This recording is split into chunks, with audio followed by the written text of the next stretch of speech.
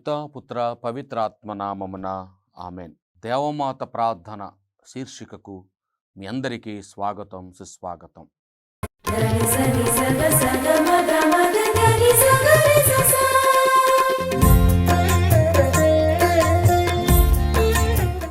పోయిన ఎపిసోడులో ప్రియమైన సహోదరి సహోదరులరా, పరిశుద్ధ కన్యమరియమ్మను నూతన వాగ్దత్త మందస్సముగా అర్థం చేసుకోవడానికి ప్రయత్నం చేస్తూ ఉన్నాం. ఆ కొనసాగింపులోనే ఈనాడు మరికొంత లోతైనటువంటి భావాలను మీ ముందు ఉంచబోతూ ఉన్నాను. పోయిన ఎపిసోడ్లో నేను నిర్గమాకాండము 25, 26, 27 అధ్యాయాలలో దాగి ఉన్నటువంటి కొన్ని సాంప్రదాయాలను చదువుకోవటానికి ప్రయత్నం చేయండి అని చెప్పని మీ అందరూ కూడా చెప్పడం జరిగింది. దానిలో మందసము యొక్క గొప్పతనాన్ని ప్రభువు మోషేకు వివరించినట్లుగా చూస్తూ ఉన్నాం. అంతేకాకుండా ఆ మందసం ఏ విధంగా తయారు చేయాలి, దాని కొలతలు ఎలా ఉండాలి అని చెప్పని మోషేకి దేవుడు వివరించినట్లుగా మనం చూస్తూ ఉన్నాము. అదేవిధంగా దానిలో ఉంచబడినటువంటి వస్తువుల గురించి కూడా నేను ప్రస్తావించాను. 3 ప్రధానమైనటువంటివి. మొదటిది మన్నాను వారు స్వీకరించినటువంటి గిన్నె, పాత్ర, అదేవిధంగా అహరోను వాడినటువంటి కర్ర, అదేవిధంగా మోషే ద్వారా ప్రజలకు దేవుడు ఇచ్చినటువంటి 10 ఆజ్ఞల పలకలు. ఈ 3 కూడా ఆ నిబంధన మనసపు పెట్టెలో ఉండాలి అని ప్రభువారిని ఆజ్ఞాపించినట్లుగా పోయిన ఎపిసోడ్లో మనందరం కూడా తెలుసుకుని ఉన్నాం. ప్రియమైనటువంటి సహోదరి సహోదరులరా, మందసం తయారు చేయటం ముగిసిన తర్వాత దేవుని యొక్క శక్తి మేఘ రూపంలో ఆ యొక్క మందసము ఉంచినటువంటి ఆ గుడారం మీదకు వచ్చి నిలిచినట్లుగా మనము పరిశుద్ధ గ్రంథ ఆధారంగా చూస్తూ ఉన్నాం. ఉదాహరణకి నిర్గమాకాండం 40వ అధ్యాయంలో ప్రియమైన సహోదరులరా 34, 35 వచనాలు గనక మనము చూస్తే మనకు అక్కడ అర్థమవుతూ ఉంది. మేఘము సమాగమపు గుడారమును కప్పివేసెను, ప్రభు తేజస్సు దానిని నింపివేసెను. మేఘము గుడారమును కప్పుట వలనను, ప్రభువు తేజస్సు దానిని నింపివేయట వలనను మోషే గుడారమున అడుగు పెట్టలేకపోయెను. ప్రేమైన సహోదరులారా, 38వ వచనంలో మనం చూస్తున్నాం. పగలు ప్రభు మేఘము గుడారముపై నిలిచెడిది, రేయి ఆ మేఘము నుండి నిప్పు వెలిగెడిది. ఇజ్రాయేలీయులు విడిది నుండి విడిదికి పయనము చేసినంత కాలం ఆ మేఘము ఆ నిప్పును చూచుచునే ఉండిరి. పగలు మేఘ స్తంభము, రాత్రి వెలుగు స్తంభం వలె ప్రభు వారి పైన నిలిచాడు, వారికి తోడుగా ఉన్నాడు. ఈ నిబంధన మందసపు ద్వారా, ఈ 3 ప్రధానమైనటువంటి వస్తువుల ద్వారా దేవుని యొక్క శక్తి ఇదిగో వారితో ఉంది అనేటువంటి సత్యాన్ని మనందరం కూడా గ్రహించాలి. అదేవిధంగా సంఖ్యాకాండము 9వ అధ్యాయము 18వ వచనము 22వ వచనం వరకు కూడా చూస్తే ప్రియమైన సహోదరులరా మనందరూ కూడా అర్థమవుతూ ఉంది. 18వ వచనములో ప్రజలు ఈ రీతిగా వారు యావే ఆజ్ఞను అనుసరించి ప్రయాణము చేసేటి వారు, యావే ఆజ్ఞన అనుసరించి విడిది చేసేటువంటి వారు. 22వ వచనంలో చూస్తున్నాం. ఒక్కొక్క మారు మేఘము 3-4 దినములు, నెల, ఏడాది కూడా గుడారముపై నిలిచెడిది. అది నిలిచినంత కాలము ఇజ్రాయేలీయులు అక్కడనే విడుదల చేసేడు వారు. కానీ అది లేవగానే వారును ప్రయాణమయ్యేడు వారు. మేఘము ఆవరించటం అనేటువంటి దేవుని యొక్క శక్తికి గుర్తుగా ఉంటూ ఉంది. మేఘము ఈ నిబంధన మందసపు పెట్టె దగ్గరకు దిగరావటం అనేటువంటిది దేవుని యొక్క శక్తికి నిదర్శనంగా ఉంటూ ఉంది. అంతేకాదు నిబంధన మందసపు పెట్టెను దేవుని యొక్క మహిమ, దేవుని యొక్క శక్తి ఆవరించినట్లుగా ఉంటూ ఉంది. ప్రియమైనటువంటి సహోదరి సహోదరులరా, ఏ విధంగానైతే ఆ సమాగమపు గుడారాన్ని దేవుని యొక్క శక్తికి రూపంగా ఉన్నటువంటి మేఘము ఆవరించిందో, అదేవిధంగా నూతన నిబంధన మందసమైనటువంటి మరియమాత యొక్క పవిత్రమైనటువంటి గర్భము పరిశుద్ధాత్మ దేవుని యొక్క శక్తిచే ఆవరించెను. మేఘము ఆవరించినప్పుడు కొన్నిసార్లు 3 దినాలు, 4 దినాలు, నెల, సంవత్సరాల పాటు ఉండేది కదా. మరియమాతను ఆవరించినటువంటి ఈ పరిశుద్ధాత్మ దేవుని యొక్క శక్తి తను ఈ లోక జీవితాన్ని ముగించి తన కుమారుని యొక్క కుడి పార్శ్వమున ఆసీనురాలయ్యే వరకు కూడాను ఆత్మశక్తి తనకు తోడుగా ఉంది. పరిశుద్ధాత్మ దేవుడు ఆమెను ఆవరించెను.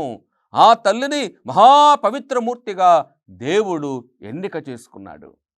ప్రేమైనటువంటి సహోదరి సహోదరులరా, పాత నిబంధన మందసపు పెట్టె దేవుని యొక్క శక్తి ఉండేటువంటి ఒక స్థలంగా మాత్రమే ఉంది. దేవుని యొక్క శక్తి, దేవుని యొక్క ఉనికి, దేవుని యొక్క మహిమ ఉండేటువంటి ఒక స్థలంగా ఉంది. కానీ మేరీ అనగా మరియమాత ఆమె నూతనమైనటువంటి దేవుని కుమారుడైనటువంటి క్రీస్తు యొక్క ఉనికి, క్రీస్తు యొక్క మహిమ, క్రీస్తు యొక్క రూపానికి ఆమె నిదర్శనంగా కనపడుతూ ఉంది. తన గర్భము నూతన నిబంధన మందసము. తన గర్భము దేవుడు మానవులతో చేసుకున్నటువంటి నిబంధనకు గురుతుగా కనపడుతూ ఉంది. ప్రేమైనటువంటి సహోదరి సహోదరులరా, ఎందుకంటే నిర్గమాకాండంలో 25వ అధ్యాయంలో 8వ వచనములో మనం ఆ వాక్యాన్ని చూస్తూ ఉన్నాం. ప్రియమైన సహోదరులరా, వారి నడుమ నివసించుటకు నాకు ఒక మందిరమును నిర్మింపము. ఇది మోషేతో పలికినటువంటి మాట. నాకు ఒక మందిరాన్ని నిర్మించు. మందిరం అంటగా ఒక చిన్న గుడారము లాంటిది నిర్మించు. కాబట్టి ఇక్కడ ఈ నూతన నిబంధనలో మరియమాత యొక్క గర్భము లోక రక్షకుడైనటువంటి క్రీస్తు నివాసం ఉండేటువంటి ఒక పవిత్రమైనటువంటి ఆలయముగా మనకు కనపడుతూ ఉంది. ప్రేమైనటువంటి సహోదరి సహోదరులరా, దేవుని యొక్క వాక్కు అయినటువంటి క్రీస్తు తను నివాసం ఉండేటువంటి స్థలమే సాక్షాత్తు మరియమాత యొక్క గర్భము. యోహాను సువార్త 1వ అధ్యాయం 1వ వచనములో మనం చూస్తూ ఉన్నాం. ఆదిలో వాక్కు ఉండెను, ఆ వాక్కు దేవుని యొద్ద ఉండెను, ఆ వాక్కు దేవుడై ఉండెను, ఆయనే ఈ లోకంలోకి ఏటించి వచ్చాను అని 14వ వచనంలో చూస్తున్నాం. అదే అధ్యాయంలో ఆయన నరుడిగా జన్మించెను, నరావతారం ఎత్తెను, శరీరధారి అయ్యెను. వాక్కు అనగా సాక్షాత్తు క్రీస్తు. వాక్యము వేరు, వాక్కు వేరు. కాబట్టి వాక్కు అనగా యోహాను గారి యొక్క మరి వేదాంతములో ఒక గొప్పనైనటువంటి త్రిత్వైక సర్వేశ్వరుల 2వ వ్యక్తి అయినటువంటి యేసుక్రీస్తుకు నిదర్శనంగా కనపడుతూ ఉంది. కాబట్టి ఈ వాక్కు అయినటువంటి క్రీస్తు మరియమాత యొక్క గర్భములో, మరియమాత యొక్క పవిత్రమైనటువంటి గర్భములో ఆయన ఉండేటువంటి స్థలముగా ఎన్నిక చేస్తూ ఉన్నాడు.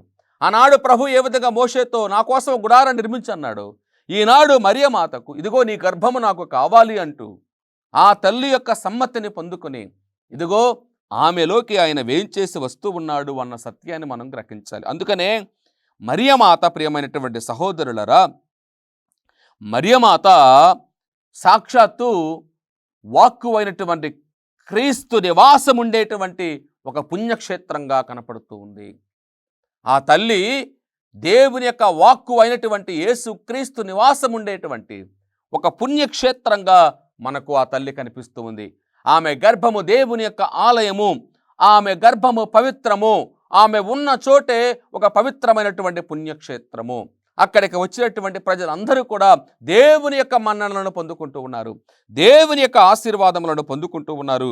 ప్రేమైనటువంటి సహోదరి సహోదరులరా, మనము ఈ నూతన నిబంధన మందసం అనేటువంటిది, ప్రేమైనటువంటి సహోదరి సహోదరులరా, శాశ్వతమైనటువంటి ఒప్పందంగా మనకు కనపడుతూ ఉంది. ఈ మరియమాతలో ఈ లోకములో జన్మించినటువంటి క్రీస్తు ప్రభువు మనకు శాశ్వతమైనటువంటి నిబంధనగా మనకు కనపడుతూ ఉంది. ఏమంటే సంఖ్యాకాండము 10వ అధ్యాయము 34వ వచనములో, ప్రియమైనటువంటి సహోదరి సహోదరులరా, ఈ విధంగా చెప్పబడుతూ ఉంది. ఇజ్రాయేలీలు యావే పర్వతము నుండి బయలుదేరి 3 నాళ్ళు ప్రయాణం చేసిరి. ఆ 3 రోజులు యావే మందసము వారికి ముందుగా పోవచ్చు విడిదిని వెదుగుచుండెను. ప్రజలు ఎక్కడికి వెళ్ళినా కూడా ఈ నిబంధన మందసం ముందుగా వారికంటే ముందుగా నడిచి వెళ్తూ ఉంది అన్నటువంటి సత్యాన్ని మనము గ్రహించాలి. అదేవిధంగా ద్వితీయోపదేశ కాండంలో 33వ అధ్యాయంలో 12వ వచనములో కూడా ప్రియమైనటువంటి సహోదరి సహోదరులరా ఒక చక్కనైనటువంటి మాటను మనందరూ కూడా వివరించబడుతూ ఉంది. ద్వితీయోపదేశ కాండము 33వ అధ్యాయము 12వ వచనము. బెన్యామీను గోత్రమును గూర్చి అతడు ఇట్లు పలికెను, ప్రభువు ఈ గోత్రం వారిని ప్రేమించును, దినదినము వారిని సంరక్షించును, తాను వారి నడుమ నెలకొని ఉండును.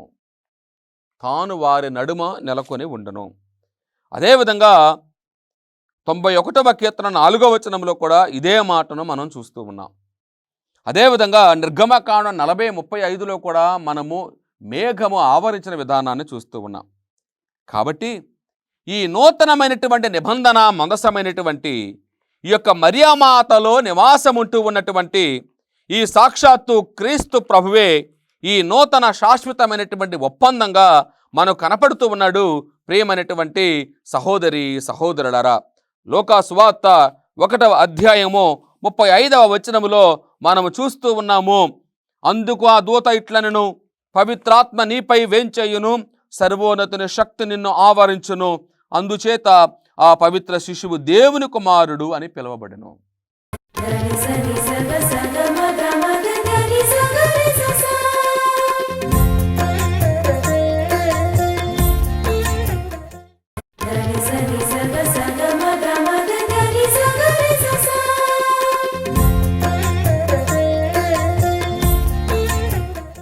పవిత్రాత్మ దేవుడు మరియ మాత మీద వేంచేసి రావటం ద్వారా సర్వోన్నతుని యొక్క శక్తి ఆమెను ఆవరించడం ద్వారా ఇదిగో ఆమె గర్భము దాల్చినటువంటి ఆ శిశువు మహోన్నతుడైనటువంటి దేవుని యొక్క కుమారుడు, సాక్షాత్తు దేవుడే అన్నటువంటి సత్యాన్ని మనం చూస్తూ ఉన్నాం. ప్రియమైనటువంటి సహోదరి సహోదరులారా, అనగా ఆమెలో దేవుడు రూపం పోసుకుంటూ ఉన్నాడు.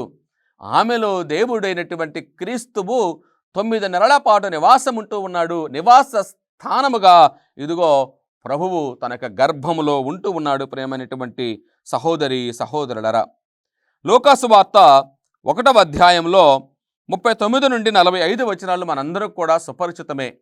ఏమనగా మరియమ్మ ఎలిజబెతమ్మను సందర్శించుట. ఈ మరియమ్మ ఎలిజబెతమ్మను సందర్శించినటువంటి సమయంలో ఇజ్రాయేలీల ప్రజలకు ముందుగా నడిచినటువంటి ఆ నిబంధన మందసపు పెట్టెతో పోల్చి చెప్తూ ఉన్నాడు వేదశాస్త్రవేత్తలు.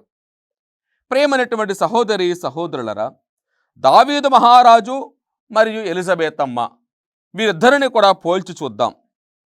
మోషే ఇజ్రాయేలీలను నడిపించి, ప్రేమైన సహోదరులరా, వాగ్దత్త భూమిలోకి అడుగు పెట్టకుండా దూరం నుండి ఆ యొక్క స్థలాన్ని చూచి సంతోషించి దేవునికి స్తోత్రాలు చెప్పి దేవునికి స్తుతికీర్తనలు పాడి ఆయన మరణించిన తరువాత తన అనుచరుడు శిష్యుడు అయినటువంటి యువకుడు అయినటువంటి యెహోషువ ఈ ప్రజలు నడిపించుకొని వెళ్తాడు. నడిపించుకొని వెళ్ళినప్పుడు తను ఈ నిబంధన మనసపై పెట్టెను మోసుకొని పోయేటువంటి సమయంలో యెహోషువ ప్రియమైనటువంటి సహోదరి సహోదరులరా, ఈ యొక్క నిబంధన మనసపై పెట్టెను షీలో అనేటువంటి ఒక ప్రాంతంలో వదిలివేస్తూ ఉంటాడు. అనగా అక్కడ దాన్ని ప్రతిష్ఠించాడు. ఆ తర్వాత మనందరం కూడా తెలుసు, అక్కడ సుమారు 200 సంవత్సరాల పాటు ఈ నిబంధన మనసపై పెట్టె ఉండేది. అనగా వారందరూ కూడా అక్కడికి వచ్చి షీలోలో ప్రార్థన చేసుకుంటూ ఉండేటువంటి వాళ్ళు. ఇది చరిత్ర. ప్రియమైనటువంటి సహోదరులారా, ఆ తర్వాత ఈ ఫిలిస్టీయులు ఈ ఇజ్రాయేలీల మీదకు దండెత్తి వచ్చి వారి మీద విజయాన్ని సాధించి ఈ నిబంధన మనసపై పెట్టెను తీసుకొని పోతారు.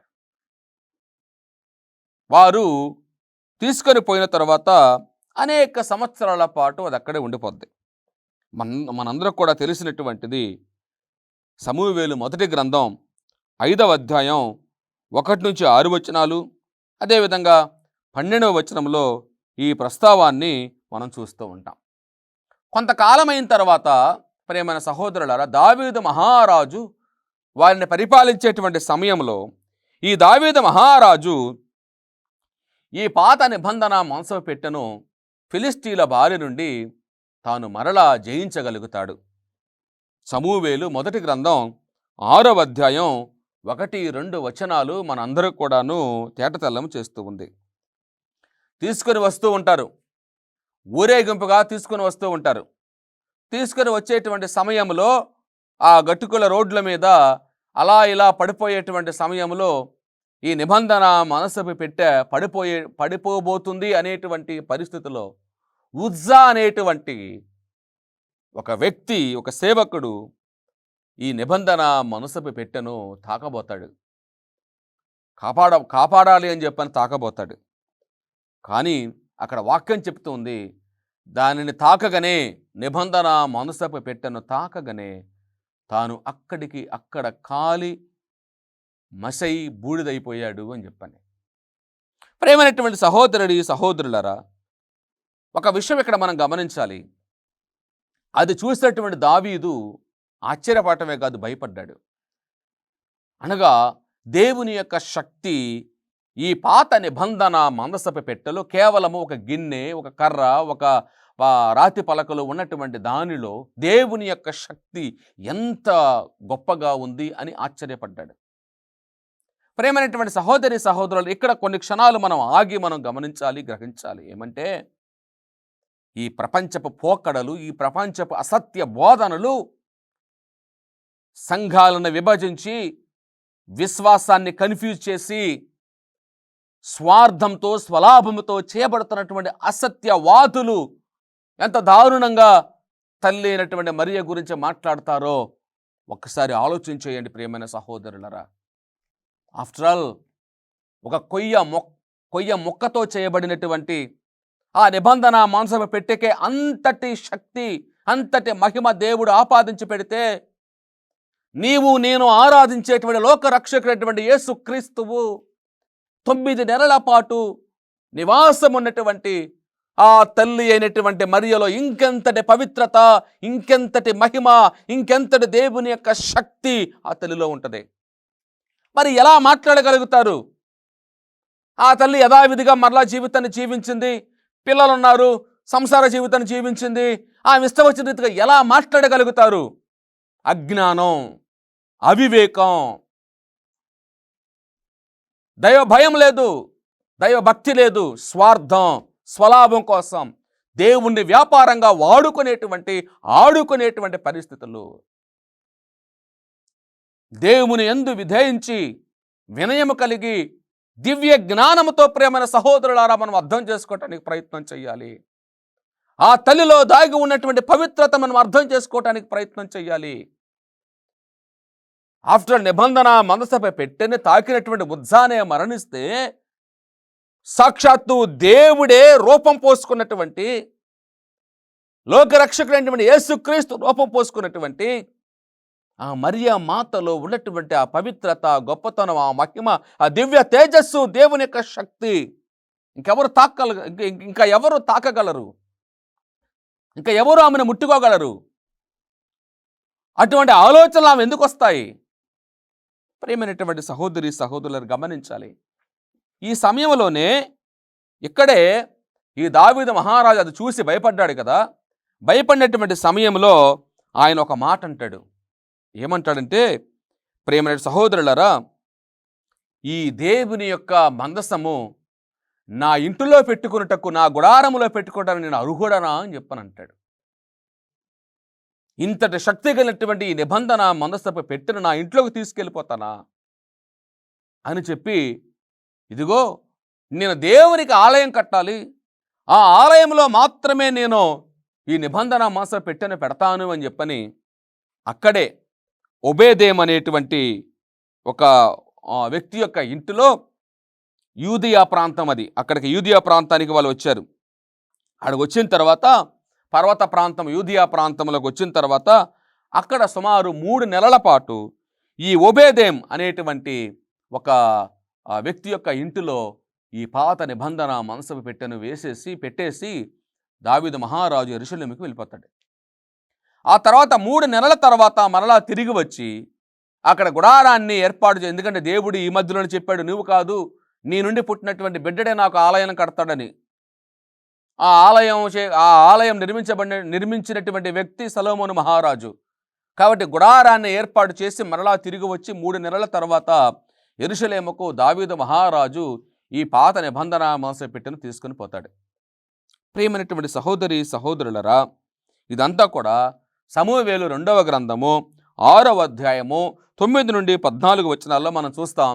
ఈ ఒబేదెదోము ఇంటి నుండి ఈ యొక్క పాత నిబంధన మనసుకు పెట్టే ఊరేగింపుగా తీసుకుని పోయేటువంటి సమయంలో ప్రేమైనటువంటి సహోదరి సహోదరులరా, దావీదు మహారాజు తాను అంతటి గొప్పవాడు అని చెప్పని మరచిపోయి ఆ నిబంధన మనసు పెట్టే ముందు నృత్యము చేశాను, నాట్యమాడెను.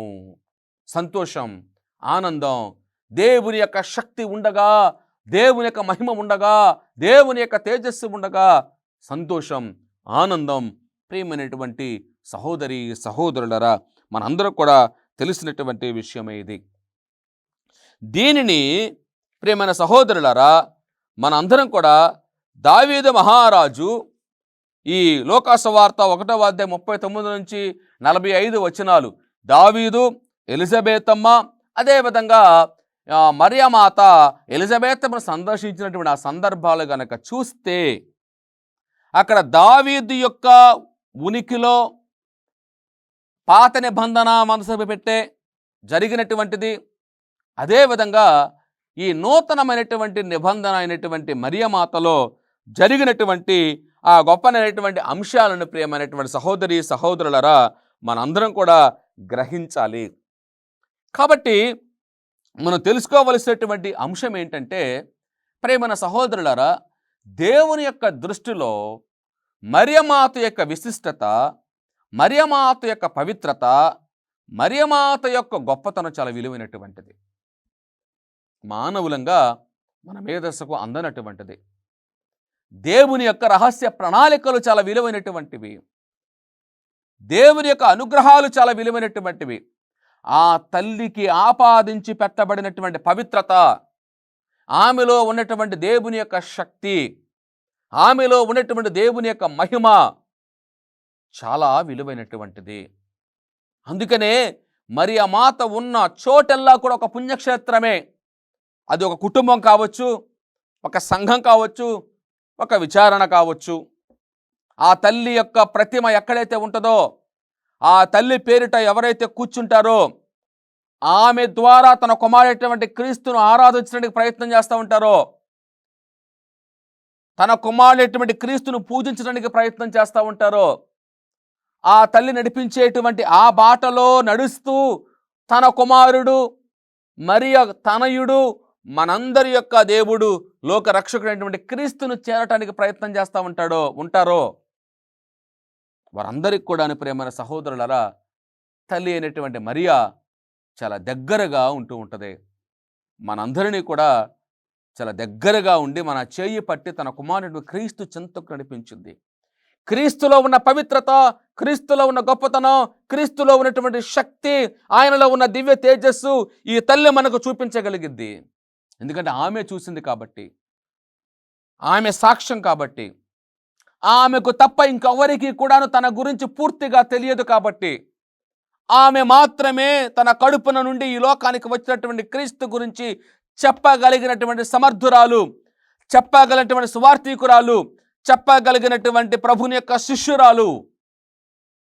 అందుకనే దేవుడు ఆమెను అంత గొప్పనైనటువంటి దానిగా తీర్చిదిద్దారు. ఉన్నతమైనటువంటి స్థానం మనకు లేవనెత్తాడు. ప్రియమైన సహోదరి సహోదరులరా, ఇంకా లోతైనటువంటి భావాలను ఇదిగో మరియమాత నూతన నిబంధన మందసము అనేటువంటి దానిని వచ్చే ఎపిసోడ్లో మనందరం కూడా తెలుసుకోవటానికి ప్రయత్నం చేద్దాం. దేవుడు మిమ్ములను మీ కుటుంబాలను హేరాళముగా దీవించాలని మనస్ఫూర్తిగా ప్రార్థిస్తూ ఉన్నాను. పిత, పుత్ర, పవిత్రాత్మ నామమున ఆమేన్.